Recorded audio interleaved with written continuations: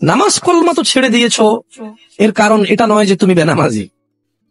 তোমার নামাজ কলমা ছাড়ার কারণ ভিন্ন। তুমি মনে করো আর কি তোমার মন চায় না, তুমি পারো না, তাই তুমি নামাজ পড়ো না। আসলে তোমার তাওহীদের সমস্যা। কোথায় সমস্যা? মানে আল্লাহ কে?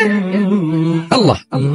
তিনি যে তোমার হিসাব নিতে সক্ষম এবং তিনি যে তোমার হিসেব নিবে, তুমি এটা পরিপূর্ণভাবে বিশ্বাস করো না, তাহলে তো তুমি নামাজ পড়তে। তুমি মনে করো আর কি তুমি নামাজ পড়ছো না, তুমি গাফেল।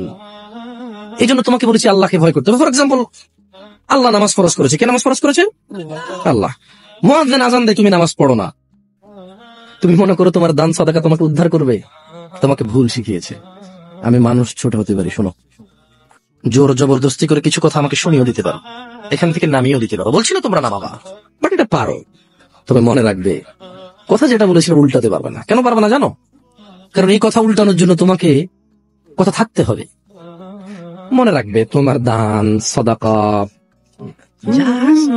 হিসেবই হবে না। তুমি কি মনে করো হিন্দু লোককে আল্লাহ প্রশ্ন করবে কিয়ামতে, হিন্দু এতগুলো বুতকে পূজা করছিস, ঠিক আছে বল নামাজ কেন পড়িসনি? প্রথম মুশরিক। বুঝুনি মনে হয়? এটা স্কুল, এখানে আমি পড়ি না, আমার কি পরীক্ষা হবে? বুঝাইতে পারিনি মনে হয়।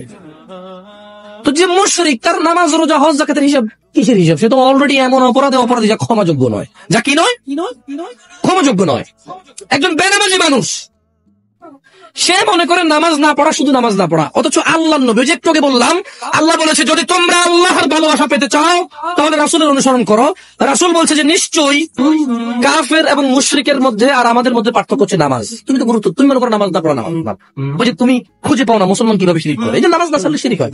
দেখো, আমি অনুবাদক, এখানে যারা বুখারী পড়ায়, মুসলিম পড়ায়, তিরমিজি পড়ায়, হাদিস তারা পেয়েছে না। হানাফি, শাফি, মালিকি, হাম্বলি, তিরমিজি, আবু দাউদ নাম দিয়ে তুমি পরিবর্তন করে গোপন করতে পারো, কিন্তু আছে।